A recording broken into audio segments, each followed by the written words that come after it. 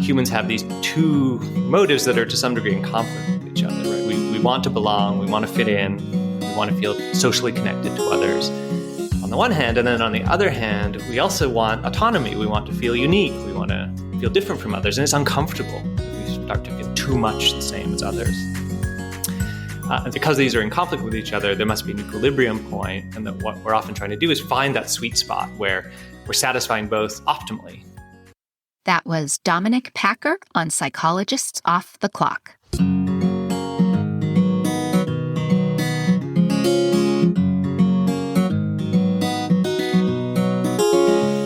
We are 4 clinical psychologists here to bring you cutting-edge and science-based ideas from psychology to help you flourish in your relationships, work, and health. I'm Dr. Debbie Sorensen, practicing in Mile High, Denver, Colorado, and co-author of Act Daily Journal. I'm Dr. Diana Hill, co-author with Debbie on Act Daily Journal and practicing in Seaside, Santa Barbara, California. From coast to coast, I'm Dr. Yael Schonbrun, a Boston-based clinical psychologist and assistant professor at Brown University. And from sunny San Diego, I'm Dr. Jill Stoddard, author of Be Mighty and the Big Book of Act Metaphors. We hope you take what you learn here to build a rich and meaningful life. Thank you for listening to Psychologists Off the Clock. Psychologists Off the Clock is proud to be partnered with Praxis Continuing Education. Praxis is the premier provider of evidence-based training for mental health professionals. Praxis offers both live and on-demand courses with options for beginner as well as more advanced clinicians. Praxis is also known for its top acceptance and commitment therapy trainers. So if you're a clinician and you want to level up your ACT skills, Praxis is the place. And if you're like us at Psychologists Off the Clock and you want to transform your clients' lives by learning how to effectively promote lasting change with evidence-based training, check out Praxis Continuing Education. You can get a coupon code on the offers page of our website, offtheclockpsych.com/sponsors. I'm here with Debbie to introduce today's episode where I interview social psychologist Dominic Packer about his new book, The Power of Us, Harnessing Our Shared Identities to Improve Performance, Increase Cooperation, and Promote Social Harmony. Debbie, tell me what you thought about this episode. Well, I think it's very interesting to think about ourselves and our lives and our experience in the context of groups and group behaviors. I think it's really shed some new light on some really interesting social psychology research about this, but I want to just acknowledge that it plays out in our day-to-day lives and that understanding groups and group behaviors really matters if we're going to understand ourselves really well, if that makes sense. I think sometimes we have the, in the Western psychology world and, here in the US, we tend to be pretty individualistic. And so even within psychology, there's this tendency to focus on the level of the individual, but we behave in the context of the social world and community and groups. And so that's just such an important part of understanding our context of our lives. I completely agree with you. And that was something that stood out to me during this interview too. It was like this reminder that because we're psychologists, we're trained to focus on the individual. And it's very easy to lose sight of the ways in which the many groups we belong to and the norms within each of those groups really influence our individual thoughts and feelings and behaviors, which is the level we tend to focus on. Right. And you talk about a number of areas where you see this. So for instance, political divisiveness and cults and conspiracy theories and how this impacts our health and that kind of thing. So those are just some examples of how it shows up for us, which absolutely affects our worldview and our relationships and our well-being. And I was just thinking, it was actually an interesting connection because I've been writing something up about asking for help and how this can be so difficult to do and just some strategies for how to ask for help. And it came up in this piece I'm writing, and it came up in your interview as well, which is the tension between our nature as really social creatures who evolved to cooperate in groups, but then also this cultural mismatch within individualistic cultures and societies where we kind of have this feeling of like, well, I should do everything myself and I should be independent. And the focus on personal accomplishment and achievement, and how that plays out in all these different ways, that tension between the two. So I think that sometimes we actually get into a real struggle in these areas in our day-to-day life. And if you zoom way out, that's kind of what it's about, is that we're both individuals, but we're also operating within these frameworks of cooperative groups and sometimes uncooperative groups as well, right? Absolutely. Well, and I think the word tension describes it perfectly. And, I really loved sort of the reminder in this episode about how important it is for us to be connected to our communities. You had mentioned the health benefits, and Dominic and I talk about how quitting smoking and being part of a group have the same level of health benefits, that research has shown this.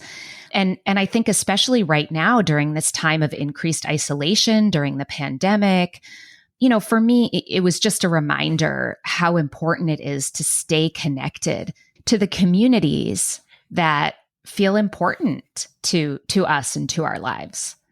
I have an example of that, which is that I love being part of the community of my kids' schools. And one of the ways I've built that is through hanging around the playground on the days that I pick my kids up.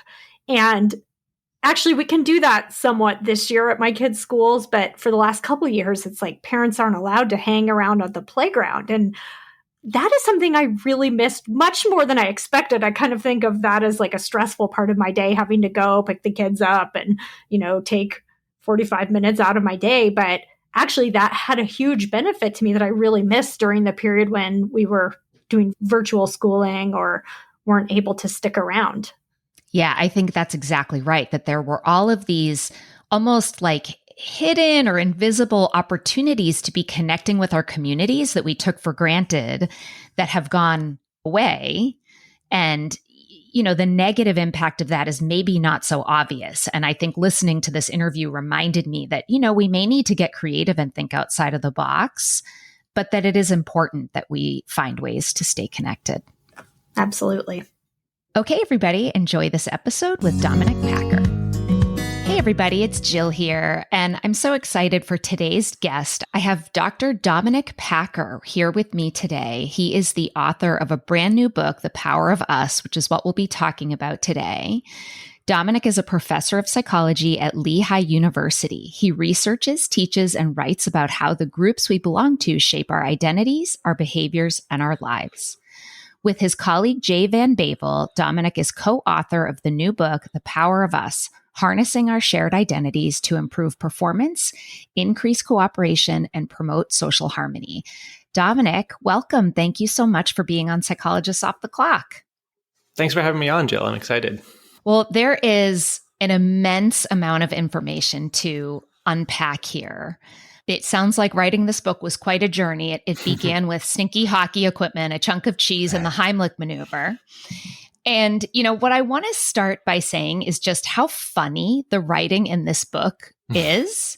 It sort of took me by surprise. I've read a lot of scientifically based books. And of course, the best ones are those that make science accessible to any reader. But when they also happen to be funny, it's just such a joy. And I truly laughed out loud several times while I was reading this book. So I really appreciated that about it. Well, thanks for saying that. It's good to hear. We really tried to make it a book that would appeal to a broad audience, would hopefully have some lighthearted moments, even though some of the content is pretty serious, but also still be academically grounded in research so that our colleagues wouldn't look down on us for lightening or presenting too soft an approach. Yes, and I think you achieved exactly that, truly. So you and your co-author, Jay, are both social psychologists who study groups, identity, and how each shapes the other. So, basically, in other words, like who you are, how you think, feel, and behave is heavily determined by the norms of the groups you care about. So I thought we could start easy, which of course this may seem very obvious, but it feels important, is how do you and Jay define a group in this context? That's a really great question. So early in the book, we talk about a plane trip I was on. I was flying on a commuter flight up the eastern seaboard of the United States. And ordinarily when you sit on a plane, you're there with 50 other people or 150 other people, depending on the size of the plane. And you might think that that's a group of people. But psychologically, it's not a group of people. It's just a set of people, a bunch of individuals or families or couples or people on business trips who happen to be sharing the same space at the same time, not a super attractive space on an airplane. But that set of people can become a group if circumstances sort of conspire to make it so. So, perhaps the plane is incredibly late. You're all sitting there on the tarmac for a couple hours. You start to bond. You start to feel like, hey, we're all stuck here together. In my case, it was a very turbulent flight. There was a lot of storms as we flew up, and to the point where people got pretty anxious and started talking to each other. And it really just started to feel like the sense of camaraderie built up around us. So I think more broadly, a group is a psychological thing. It's a group when people start to feel that it's a group. And you can group, as it turns out, over just about anything. So some of the groups are ones we're used to thinking about: our nationality, our race, our gender, our professional identities. But others, as we talk about in the book, can be created momentarily in the lab just by flipping a coin and saying, hey, you're on team A. And at least in that moment, people start to feel like that's a group. Yeah. Yeah. It's really interesting. I mean, it's really kind of correct me if this is wrong, but when there's really any sense of commonality, any kind of like almost shared identity that a group forms. Right. Yeah. It's when there's a sense of what's often called common fate. Like we're somehow in this together, either because we share a characteristic or because people are treating us like we're a group. And therefore that makes us start to feel like we're a group. And sometimes it's sort of generated from within. So you might get a leader who stands up and says, hey, people, we should consider ourselves a group. And they're engaging in persuasion to try to make people feel that, yes, we are in fact a group and we could do something together. Right. Right. So you talk early on in the book about what are called minimal group studies. So tell us a little bit, what are these minimal group studies and what exactly do they tell us about self and identity?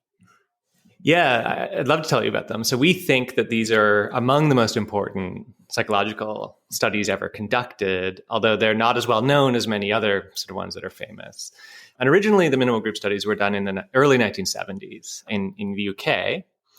And what the researchers were originally trying to do is create what we sort of call a social vacuum.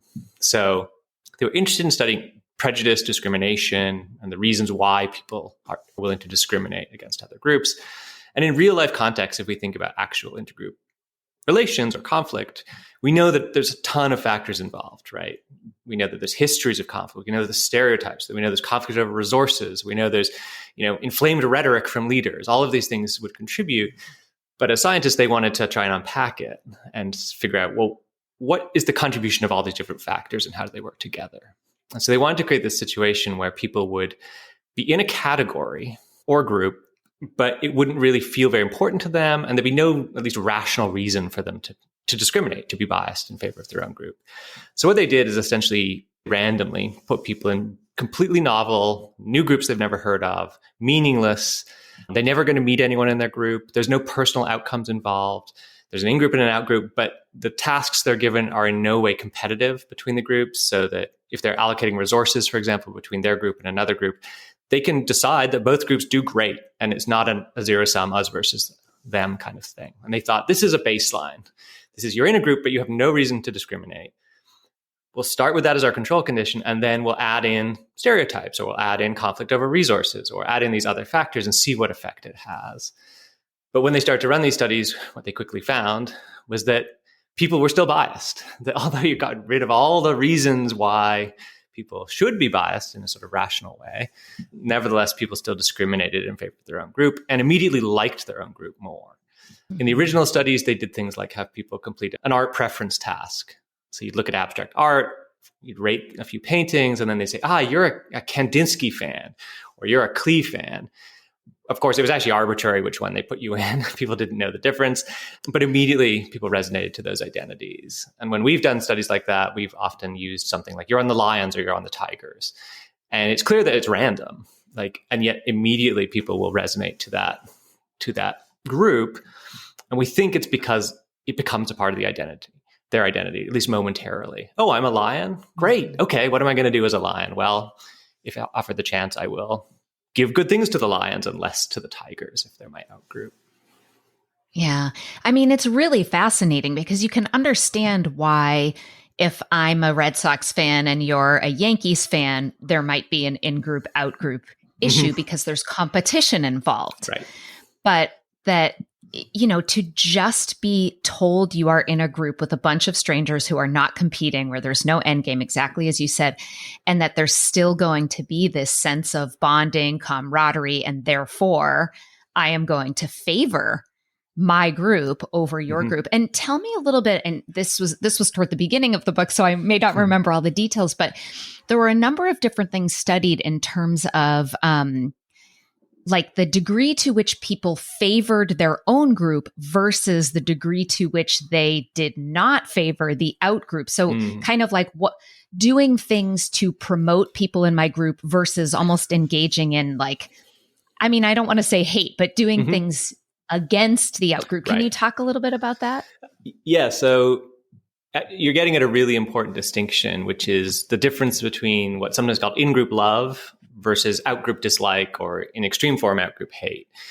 And you might make the assumption that as in-group love goes up, so would out-group dislike. But in reality, in many group contexts, they're actually just separate from each other. And that liking your own group doesn't mean you dislike an out-group. It just means you like your group more.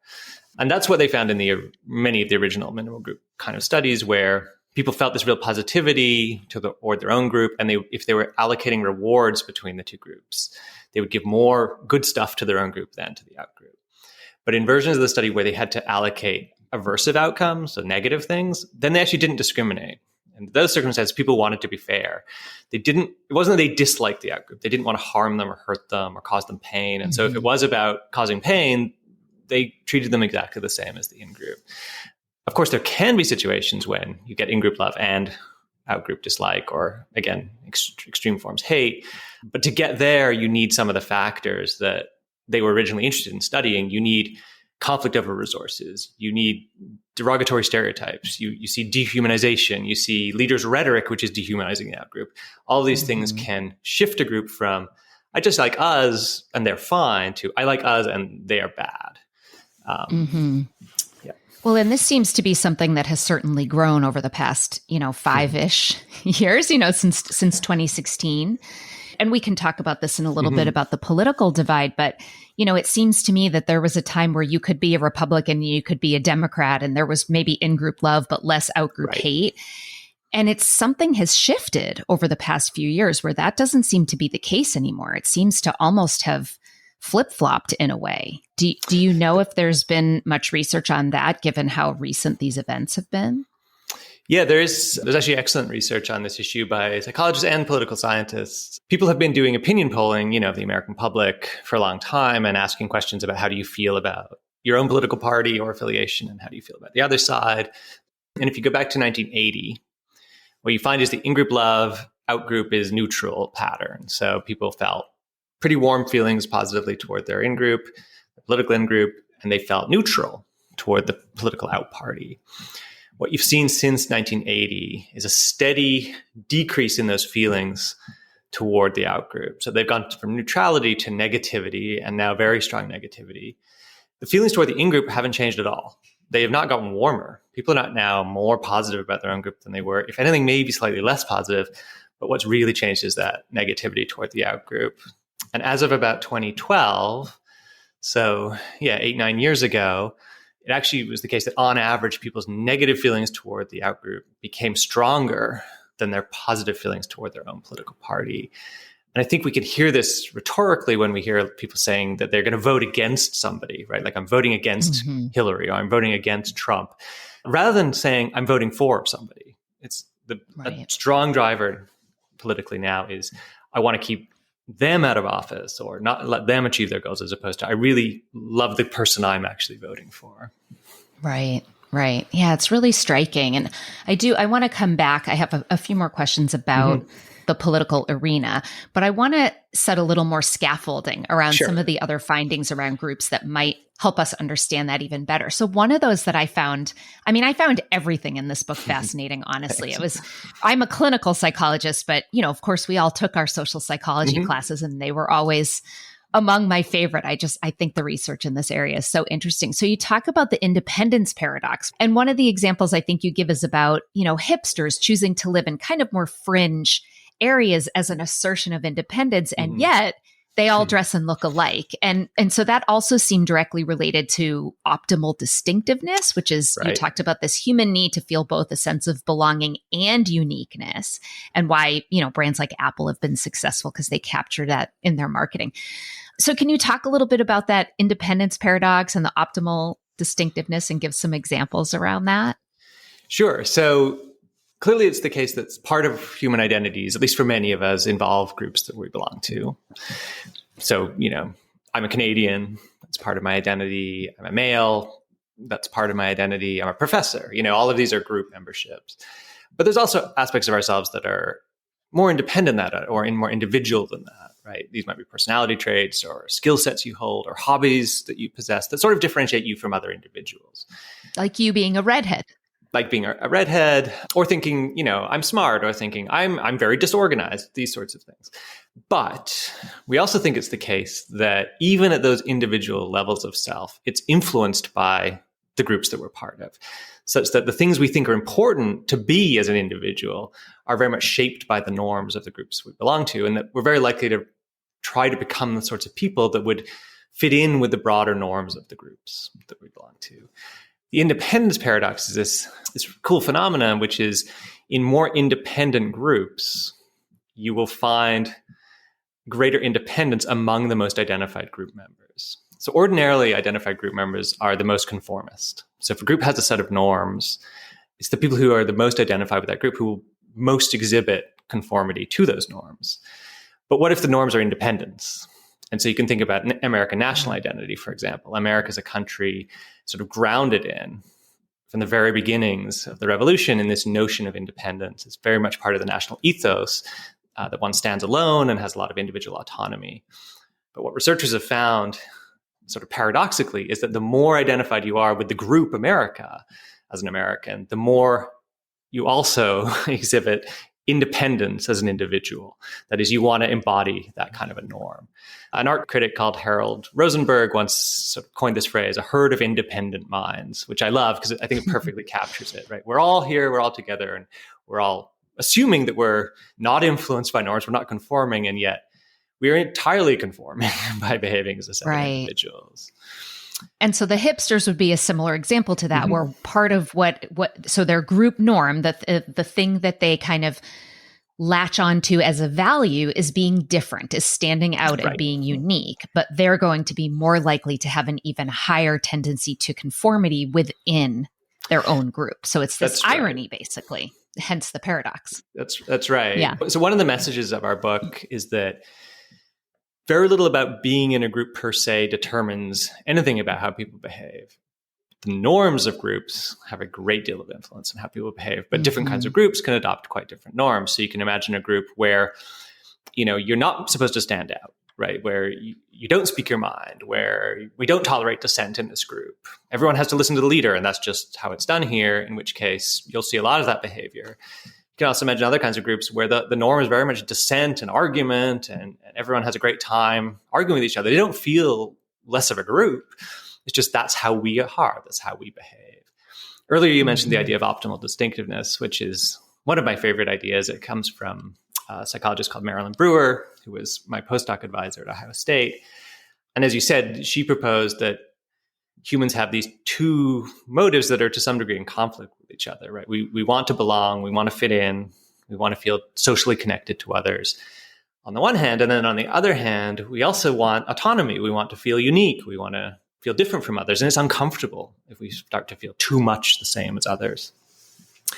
And so she proposed that because these are in conflict with each other, there must be an equilibrium point, and that what we're often trying to do is find that sweet spot where we're satisfying both optimally. So I feel an optimal level of belonging. At the same time, it's not so much that I'm threatening my autonomy.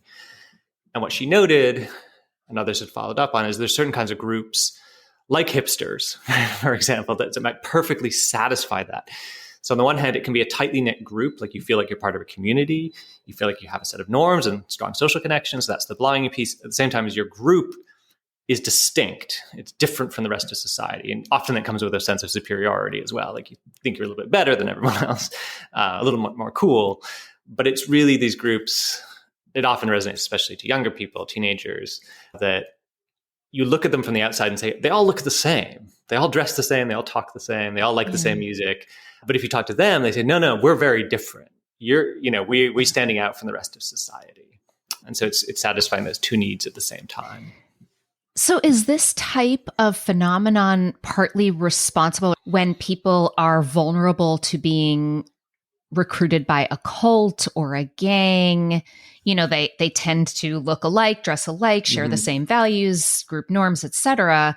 But also they're told that they're special and distinct and different. So is it appealing to that need for optimal distinctiveness? I think so. I think that's a part of the puzzle. So at one point in the book, we talk about what are the kinds of needs that groups can help to satisfy. And there's all sorts of needs that groups help to satisfy, including, if you think about it, just very basic physiological and safety-based needs, right? Humans are very vulnerable species. We don't have scales. We're kind of delicious, right? And the way we survive is by getting together with other people and thus, able to do much more cooperatively and gain many more resources and also protect ourselves. So groups serve many functions, but psychologically, they're a source of belonging and connection. They're a source of autonomy and distinctiveness. They're also a source of status. So people often want to belong to higher status groups, or if they're part of a group, they would like their group to be sort of rise up in status. Groups can also satisfy epistemic needs as well, right? They tell us things about the world. They come with stories about how the world works and help to make sense of things.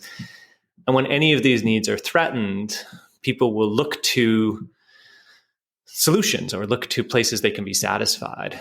And in some cases, if you think about a cult, right, you've got a very tightly knit group. So it's a place where there's a lot of belonging.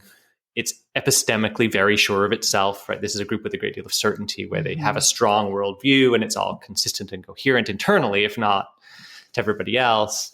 It's a group that stands out. So it's got that distinctiveness component. And most of the time cults think they're the children of God, right? Which you don't really get much more superior than that. So it's hitting a lot of these needs simultaneously for people. And so you can understand why if someone's feeling their status threatened, they're feeling uncertain about life, they maybe lacked some belonging in their life, and then you stumble into this context, a cult could actually be very appealing to you. It's probably not enough to keep you there, but it might make you interested in the first place. And then they use other techniques to keep you there. Right. So cult leaders are notorious for being manipulative, being very strong identity leaders, which is something we talk about, but also cults work very hard to isolate their members from outside influences, right? So they're often trying to cut people off from their families, cut people off from friends and people who would provide them other worldviews. And so that can and be other groups. And other groups. Right. Like, you talk about how people belong to so many different groups typically in their lives. And that isolation means we're your only group and therefore your only identity. Right. So belonging to multiple groups, on the one hand, if you belong to multiple groups, we all do, or most of us do. And so at different points in time, different identities will be salient to you and you'll maybe operate through the lens of an identity. So at work, your professional identity, right, is going to guide your behavior. And then on your drive home, maybe you're listening to talk radio and it's your political identity and you're like ranting at the radio. And that's a different self. But at the same time, multiple groups, and I think this is what you're getting at, are also a resource to us. Because we have these multiple selves, we in our own heads have access to different perspectives, right? And sometimes we've all had this experience where you're sitting in a meeting, listening to people saying things, and then you imagine, what would the people in my church think about this? Or what would my family think about this? Or if I was hanging out with my friend, what would he have to say about this? And you can access that perspective. And so if you get isolated from all these other not voices in your head, but groups or identities in your head, it can, I think, be a dangerous thing because you suddenly only see the world through the one perspective. Hey, listeners, if you've loved learning about acceptance and commitment therapy on the podcast and you're a clinician who wants to incorporate more ACT into your clinical work, I have just the training for you. I'm offering my Breakthrough ACT Techniques and Experiential Exercises, a clinical roadmap to help clients overcome psychological distress through PESI. This is an on-demand training that you can access at my website, jillstoddard.com/learn. This is an interactive way to really bring your clinical work, especially your work with ACT, to the next level. You will get 6 CEs, and I hope to see you there. If you're looking for a great way to support us here at Psychologists Off the Clock and make your life easier and healthier, you should go to my new favorite online store, Thrive Market. Thrive Market carries all your grocery and household essentials with the convenience of getting everything online and then quickly shipped right to your door. And right now, you can get 30% off your first order plus a free $60 gift if you go to thrivemarket.com/POTC. I love that I can use specific filters to curate my shopping experience so I can find organic meats and low sugar snacks for my kids. Plus, when you join, they give to a family in need. How cool is that? So join in on the savings with Thrive Market today and get 30% off your first order plus a free $60 gift. Go to thrivemarket.com/POTC for 30% off plus a free $60 gift.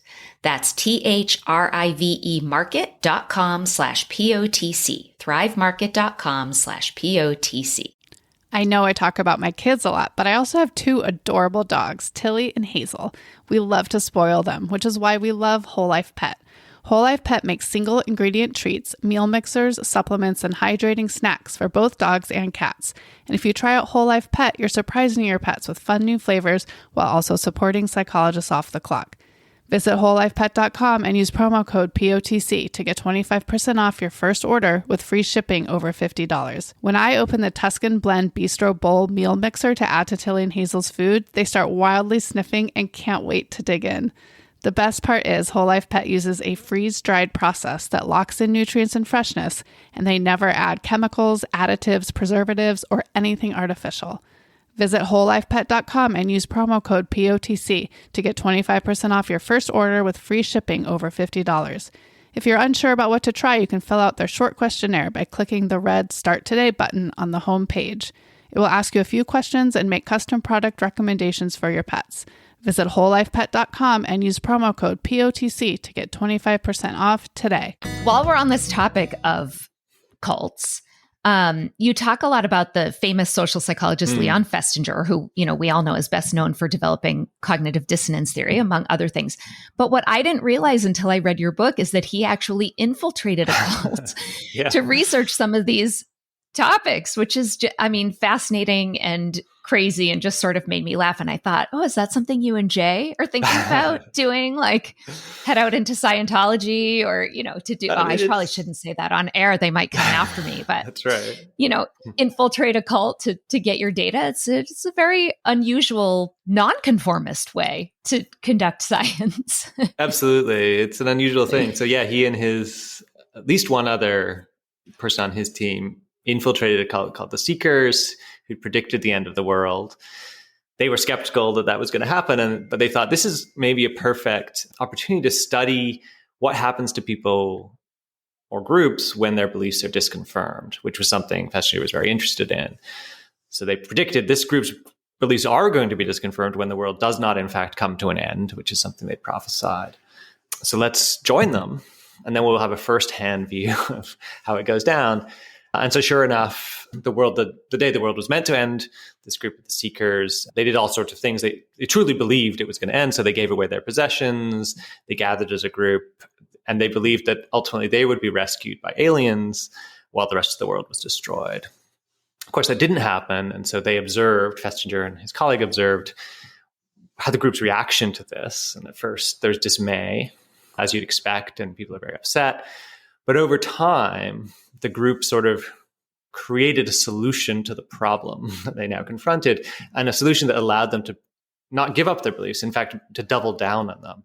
And what the leader did ultimately was say she'd received another message, another prophecy, which said, the world did not end because you, by exhibiting your faith, saved the world.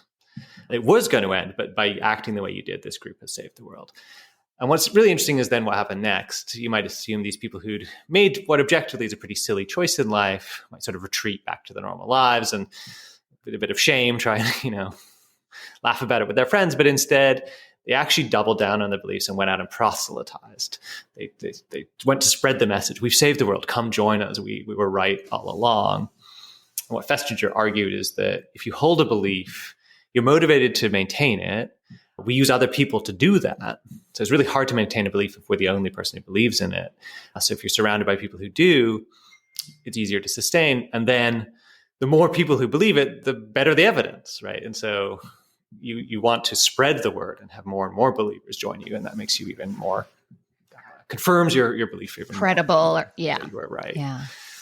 We've never thought about doing it, but there is a really great paper, which we talk about in the book, by economists who didn't infiltrate a cult more recently, but they did approach cult members who had a similar doomsday prophecy and found they conducted an economic experiment, which basically showed they really did believe this was going to happen, that they were not willing to invest for the future, essentially, because they thought that the world would genuinely end. Right. They had, if I'm remembering correctly, they had an option to basically get a large sum of money if they waited a slightly longer period of time, and a much smaller sum of money if they took the money immediately. And because they believed the world was going to end, they opted for the smaller amount of money. And then they follow up with them to see if the cognitive dissonance held true, after the world didn't end? Was there a follow-up there or no? So they didn't look in depth, although that story is an interesting one because a similar pattern emerged. So it was a cult associated with something called Family Day Radio, if I remember correctly. And the preacher was named Harold Camping. And he'd long prophesied the end of the world and had a set of followers who believed him. And this, I think, was about 2011. And the world, of course, didn't end on that day. And there are videos on YouTube, if you look it up, of a reporter going to his house the next day and trying to interview him, Harold Camping, who's quite an elderly man at this point. And he's like clearly devastated. Like his mind is in disarray. He can't even talk to the reporter. But a week or so later, he's back on the radio again with a story that makes it all make sense. And the story is here. The world did really come to an end. There was an apocalyptic event. It was just invisible to humans. But the rapture has begun, even though we can't see it. And he then continued to prophesy about things that would continue to unfold over time. The mental gymnastics that we will go to. That's right. And cults are really extreme. Well, what we're seeing more commonly now maybe are like conspiracy groups, like QAnon. Right. So if these kinds of groups, cults, conspiracy groups, if they change the narrative to fit their beliefs rather than changing their beliefs in the face of facts and data and science. And one of the other things you talk about is how fact checks don't work for political issues. So, maybe this is like the biggest question there is, but how do we ever influence folks on things like vaccines or climate change, things that we have really solid science for? Do we have to appeal to their other group identity somehow? It feels a little bit, I don't know what the word is I'm looking for, unhopeful. Mm-hmm. Well, it's a very difficult problem. I think there is hope in the long run, but I think it's a really difficult challenge. And people who have, say, a family member who's become sort of wrapped up in or taken up by a conspiracy theory, whether it's QAnon or something else, will tell you how difficult it is to have any conversation about it because everything can get twisted into the worldview, and anything that strongly sort of rebuts it is just rejected, and then you start to feel like they think you're now an enemy, right? That they shouldn't be listening to you or even talking to you anymore. So it's really hard to infiltrate, and I don't think we actually know enough about how to get people out of that cycle. I think there are some things so just on the vaccine issue alone, and there is a recent paper, and it was written up in I think it was the Washington Post a few weeks ago, where they used people's identities in a sort of judo-like move to increase support for vaccination by playing into the beliefs. And so what they did essentially is they approached Republicans who were anti-vax, or if not anti-vax, had at least not been vaccinated. And they said to them in one condition, by not getting vaccinated, we are making ourselves vulnerable to the Democrats, right? The more Republicans who are sick or who die from COVID, the more likely it is Democrats win elections. And this sort of worked. It actually increased willingness to go get vaccinated in this set of Republicans by playing to this identity of, well, let's stop and think for a second about what is actually good for our group, and what's good for our group here isn't necessarily to deny this evidence. Right. That's interesting. That is a judo move. I like it. Yeah. Well, it also seems like what may be partly related to this, all of these in-group, out-group issues that are political in nature, is the naive realism that you talk about. So can you talk a little bit about, what that is and what we do about it, if anything? Well, so naive realism is basically the sense that we all have that our view of the world is the correct one, right? We tend to, by default, assume if I believe it, then it must have some validity. And if people believe something different, it must be they who are biased or uninformed or mistaken and not me.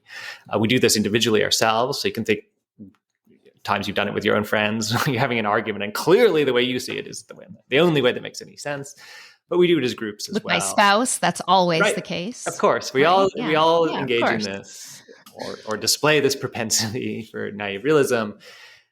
And we talk about cults in the book because they really are an extreme manifestation of that. But the point isn't really to make fun of cult members or to say how dangerous conspiracy theories are, although they can be, but it's to say we're all susceptible to the same psychological, quirks or characteristics. So we want to confirm our beliefs, and we tend to believe that what we believe is the right way of seeing the world. Groups can develop norms, and I think this is ultimately where we come down with some solutions in the book, develop norms to challenge these patterns. And there are groups that do that. And usually it requires setting up structures and institutions and processes and norms that orient people toward accuracy as opposed toward confirming what they already believe. So you can think about the norms of science, for example, right? Not every scientist follows them perfectly, and science itself is not perfect. But the goals of science and many of the norms are structured in such a way that it's trying to get communities of people thinking about issues to gradually move their way toward the truth or toward answers that are more likely to be true than not. And so you develop methodologies and critique, and there's a lot of criticism in science of each other's work, and it's all designed to sort of strip away the biases and reduce it as much as possible and steadily work your way toward the right answers. When it works well, journalism is the same thing, right? Journalistic codes of ethics are essentially this idea that you always report your sources. You find two sources for every fact. All of these things are designed to move you toward not what you want to believe, but to what the truth on the ground actually is. And again, it doesn't always work perfectly, but it's groups trying to develop norms that get them there. Yeah.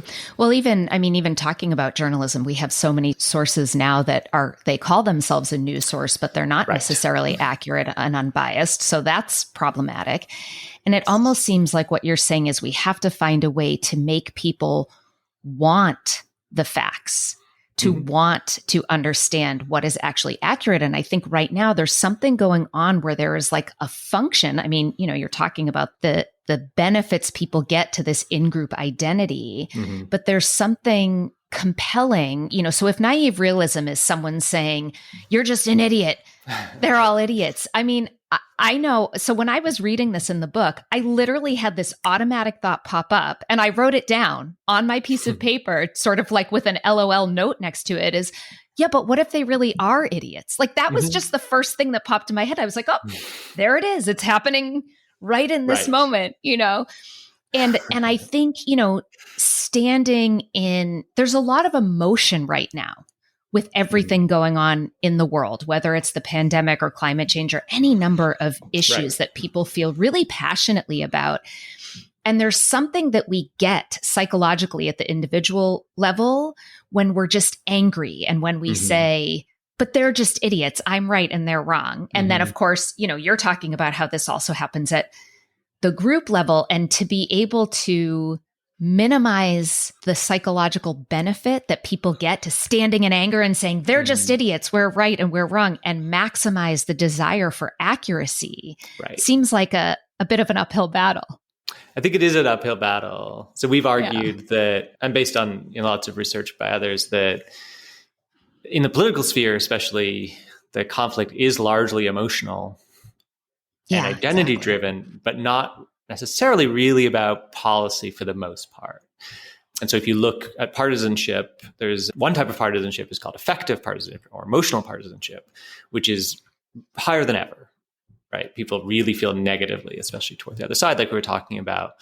But then if you look at what's called ideological partisanship, or it's really, what do people think about real issues? Like, how should healthcare work? What should tax rates be? What should foreign policy look like? You tend to find that people actually don't necessarily disagree all that much. Either they don't have strong views, and on many issues, people actually don't have very strong views. There are some, of course, hot button issues, right? If you're talking about gun control or abortion, right? Like, people have very strong views on those, but a lot of issues could go either way.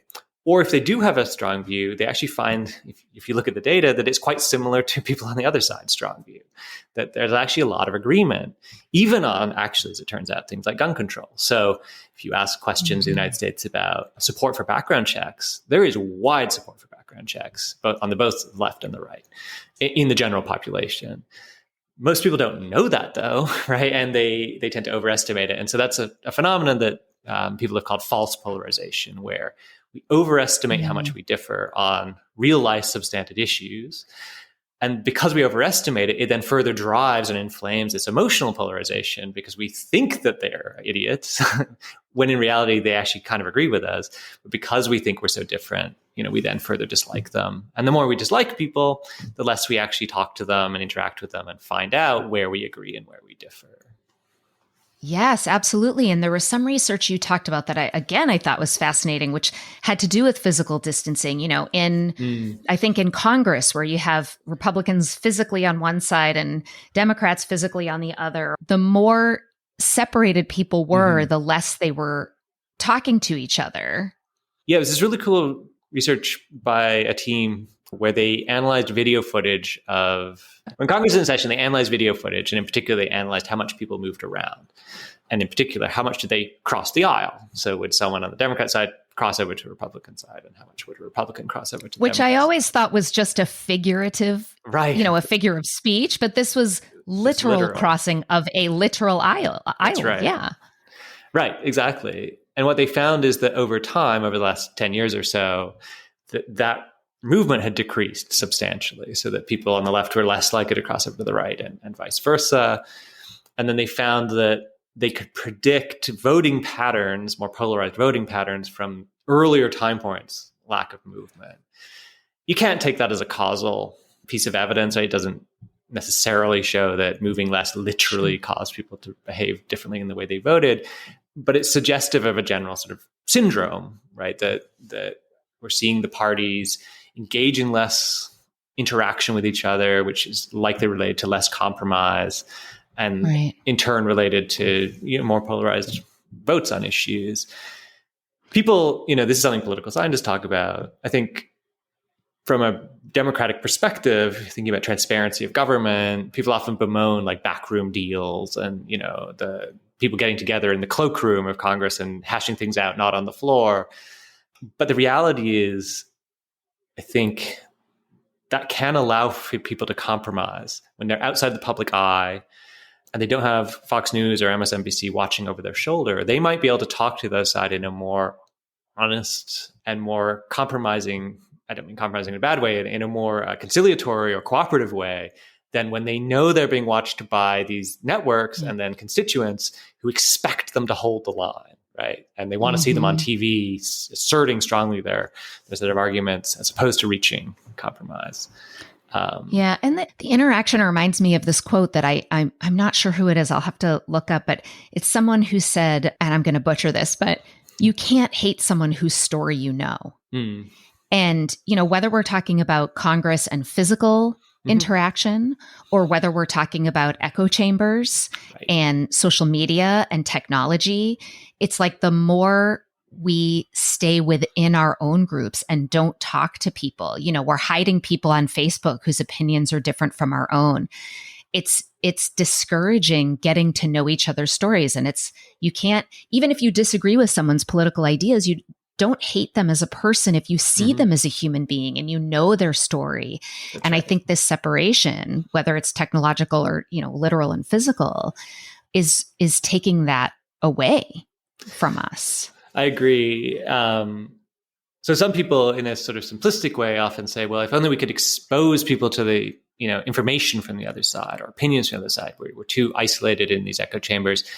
And what research suggests, at least, is that if at the very least, it might not work, but it could also backfire. That just getting bombarded with other people's opinions doesn't necessarily make you like those people anymore, especially if you think those opinions are bad opinions.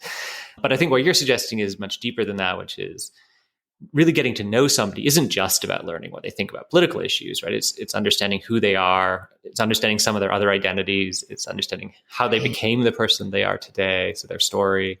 And just to give a shout out to one of my colleagues here at Lehigh, Mike Gill, as a psychologist in our department, he studies the psychology of blame and when people will blame more or less harshly, often for very, bad behavior.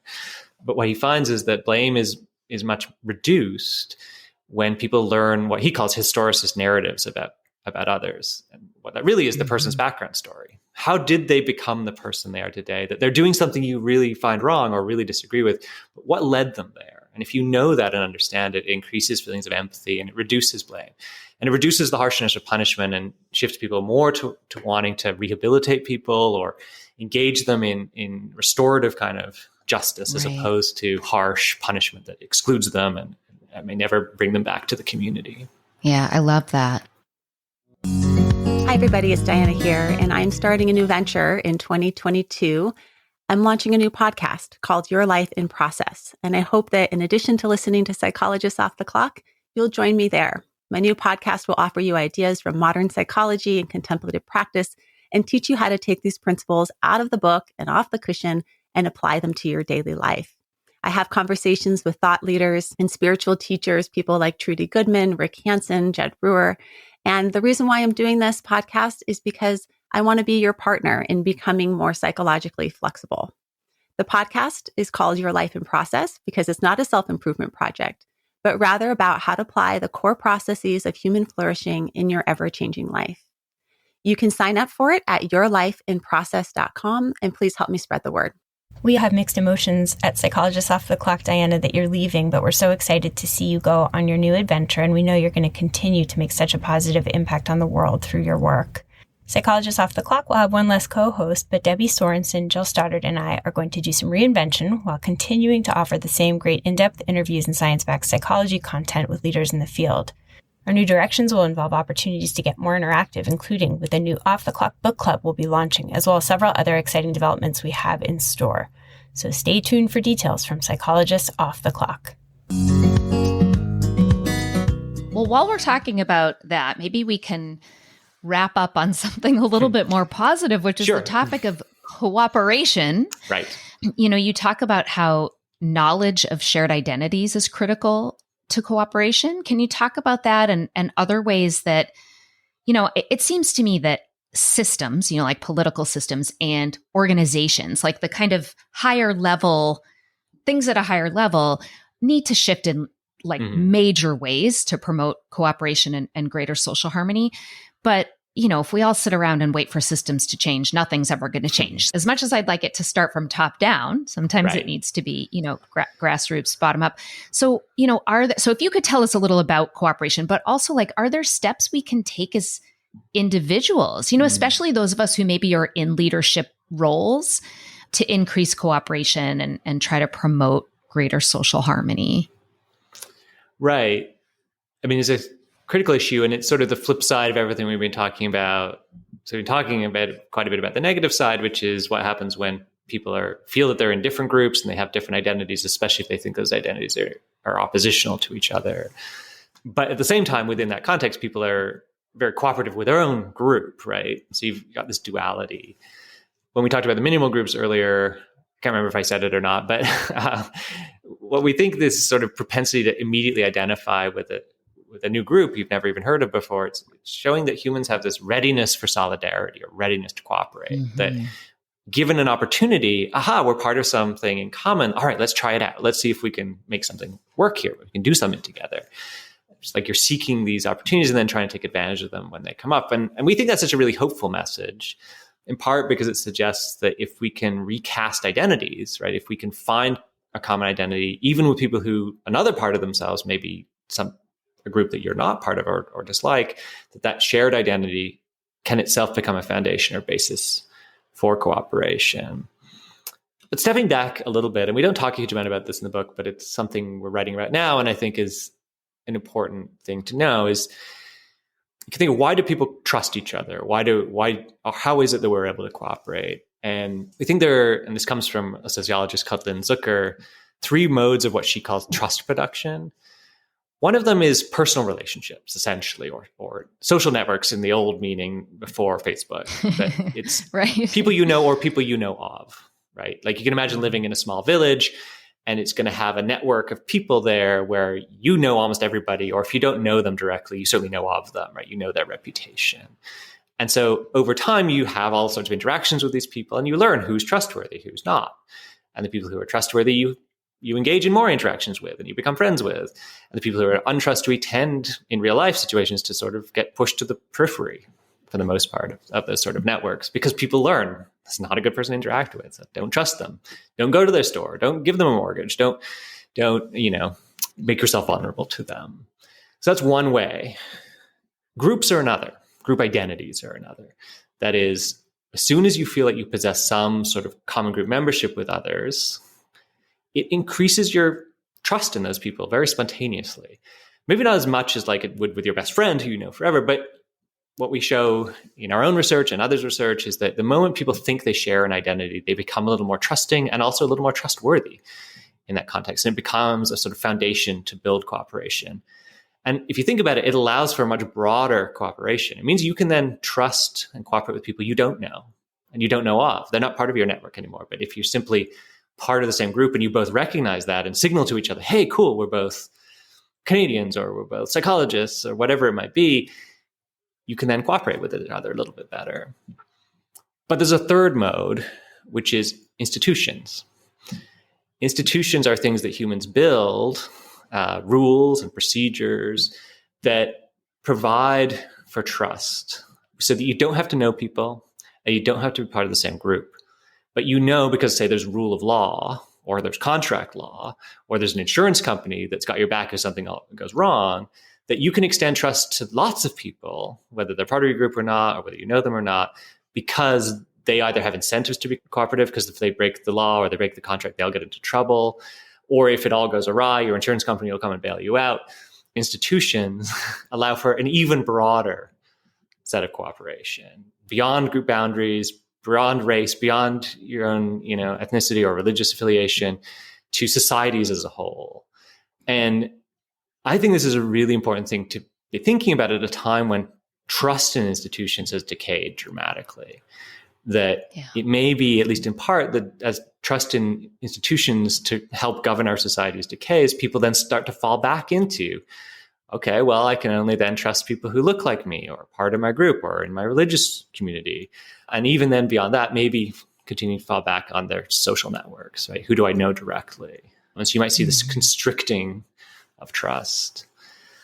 It's fascinating. And I mean, I'm like thinking so much as you're talking and just seeing how when that trust decays, the way that it leaves more room for bias or discrimination to enter in. Or the other thing I think about is the likelihood that it may drive isolation in some ways. So one example, and you talk about this in the book about the importance, how much and you said this in the interview, actually, how much we need each other and all the dangers of isolation. And there's that, I think it's a fairly well-known study, and I don't remember who it was, but essentially quitting smoking or joining a group have equal health benefits, that's how important having a sense of belonging and camaraderie is.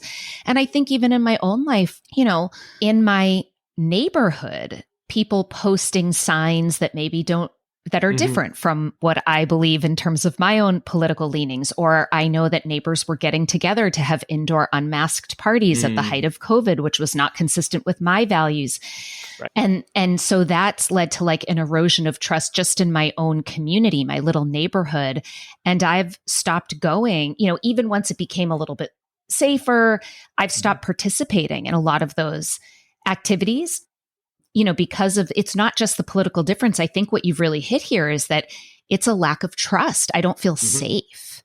And, whether it is or isn't safe, I think is less important. For me, it feels like it's really this emotional, even as things have felt safe, where maybe I'm spending time indoors in my Pilates class, but I'm still not going to these indoor parties because it's this more emotional breach of trust that's happened. And so I feel isolated in my own neighborhood, in my own community. Now, of course, I have lots of other friends and colleagues, but for some people, that could mean a more significant isolation, which can actually have a detriment to your health, your physical Absolutely. and mental well-being. That's right. I mean, we've argued, and this is work I've also done with some colleagues here at Lehigh, that especially during the pandemic, local communities might have been even more important than normal. If you just think about what happened is, especially at the beginning when we all sort of moved into this lockdown phase, suddenly local communities where you lived was hyper important in a way it probably wasn't for most of us most of the time. Like everyone stopped traveling. You weren't really leaving your house. What was going on in your local grocery store or your local hospital was suddenly very important. And so we found that we've conducted a pretty large scale longitudinal study over time throughout about a year of the pandemic, from early on to about a year later.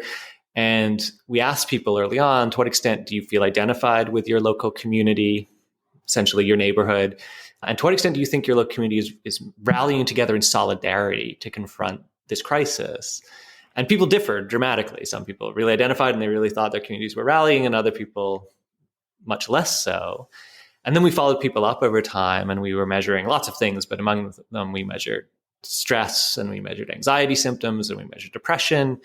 And we found that those people who'd felt that their communities were rallying and they felt identified with those communities early on had less stress over time, were less anxious, and were less depressed up to a year later. And so I think it speaks to the importance of social connection broadly and group identities broadly, but perhaps in this sort of a crisis, local communities are even more important than they normally would be. Yeah. So find your tribe, find your people, Right. care about the facts, seek out the facts. Seek out the facts. What else? Do we have any other quick takeaway points that we can give people? Beware of leaders who are engaged in a lot of rhetoric to inflame you, to make you think that you are superior and that the other side is not. Doesn't mean you shouldn't be critical about other groups, especially in the political sphere. Politics is meant to be a contest of ideas, but it should be about ideas and not about, good and evil, or about who's an idiot and who's brilliant. I think, right. and leaders for their own purposes, especially on social media, because they know that kind of rhetoric gets attention, are often trying to inflame their base, or often trying to inflame the followers of a group in ways that are, for society at large, actually very detrimental. Well, another thing you talk about that I think speaks to this is the tweets that are most likely to get likes and retweets are those that have, emotionally evocative words. You used a specific term for the words. What do you remember what that was? Yeah, the term is moral emotional. So yes, moral emotional. So things like bad, kill, shame. Hate, disgust. Hate. They were terrible words. It made me so sad that these, every people who need to have a platform for their professional life, want to get as many likes and retweets. Right. And when I read, these are the words I need to use, I thought, well, this is never going to happen because I'm not doing that. Yeah, well, we don't advocate that people should use them just to gain likes or followers. Right. And in other work, Jay and some of his collaborators at the University of Cambridge have found that tweets and Facebook posts that simply reference the outgroup, the political outgroup, are also much more likely to get shared. 67% more likely for every mention, I think. And so, pundits and politicians who are trying to, get attention in this attention-driven economy know that, or they've learned it, and that incentivizes them to engage in more of this kind of divisive rhetoric, which then puts more of it out there, which then inflames people and gets more attention. And so I think we're stuck in a bit of a bad spiral at the moment. And one of the things we hope to do with the book is just by pointing this out to people, if you recognize that this can happen, you might be able to take a step back and say, well, okay, do I want to retweet this one? It might feel good, but maybe I don't really want to do it. Well, this is something we talk about in therapy, is the thing that we do in the short term that feels good. It works or we wouldn't do it, is what I always say. Right. But to really step back and look at the cost, this might feel good in the moment, but what is the cost? And specifically, what is the cost to my values as a human, who I want to be, how I want to be, what I want to stand for, the life I want to have? And I think that's relevant to so much of what we've talked about here. And of course, you have to be first aware of these dynamics, hence the book. And there is so much more. I feel like we covered a lot of ground today, but there is so much other good, juicy stuff in this book, a lot more about bias and the importance of dissent and all sorts of other things. And like I said, it's funny, it's interesting. I think it's a perfect read that bridges the, great for scientists and psychology nerds and also great for consumers who, think social psychology is interesting, which who doesn't? It's interesting. It's cool. I mean, maybe I'm a little bit biased, but I think it's great. Right? I'm I mean, also it's just fascinating. You can't argue, I don't think. I mean, maybe people who don't think it's interesting are just idiots. No, I'm kidding. But maybe I can ask you one other, this might be too big of a question to tack on it. But, of course, I think we all agree that free speech is important and we need free speech. But I'm also wondering, we were talking about how hopefully the podcast and the book spread awareness. I think when I watched on Netflix, The Social Dilemma, that was a huge eye opener for me about social media. And while, of course, I think most of us agree free speech is necessary and important, critical, I wonder if you think that these social media companies with their algorithms and their spreading of misinformation, do you think they need to be regulated? So not necessarily users, I know Trump being kicked off Twitter was pretty controversial because people argued that it limited free speech. So I'm not saying do we need to kick people off because they say things that CEOs don't like, but do the corporations themselves need to start being regulated in terms of the algorithms and misinformation? And because it's clearly created enormous issues in our world. I think so. I think you need regulation of the companies themselves to incentivize them to create ecosystems that have a healthier dynamic. And in America in particular, with the First Amendment, right, freedom of speech is so deeply ingrained, both legally and culturally. Whatever the solutions are, have to allow for that, which is a little different than in some other places. In Europe, I think it's just more norms and it's more acceptable, more accepted to at least crack down on certain kinds of speech. I hear that in the United States, that's not going to work, but companies do need to be responsible in how they promote information and try to counter disinformation. I think the more we learn about it, the more we learn how deeply complicated it is. And that it sounds easy. Facebook should do this, but in reality, at scale, an incredibly difficult problem to solve, in part because the goalposts are continually moving and because the dynamics of behavior online are continually changing. There is a great book. I don't agree with everything in it, but it is a really interesting book on this sort of issue called The Constitution of Knowledge by Jonathan Rauch, which came out pretty recently. And he talks about a number of issues, but one of them is this sort of phenomenon. But his overall argument is that over time, groups or societies do evolve. We do create institutions and rules and regulations that help to provide better information and to filter out bad information more effectively, but that it takes time.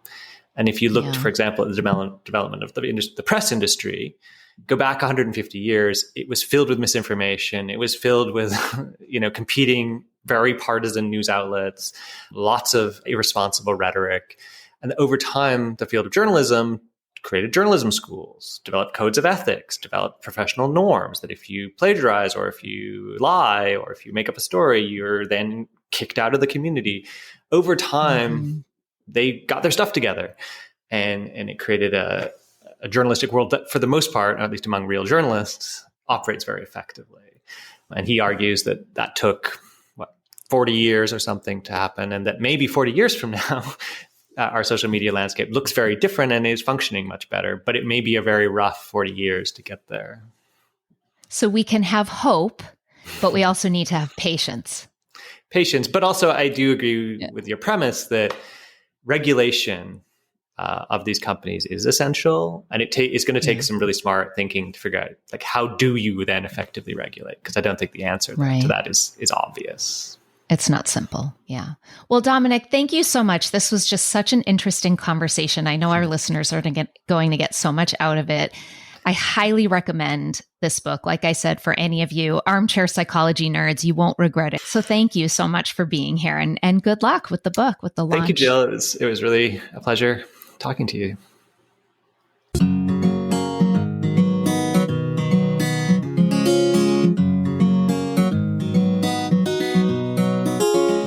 Thank you for listening to Psychologists Off the Clock. If you enjoy our podcast, you can help us out by leaving a review or contributing on Patreon. You can find us wherever you get your podcasts, and you can connect with us on Facebook, Twitter, and Instagram.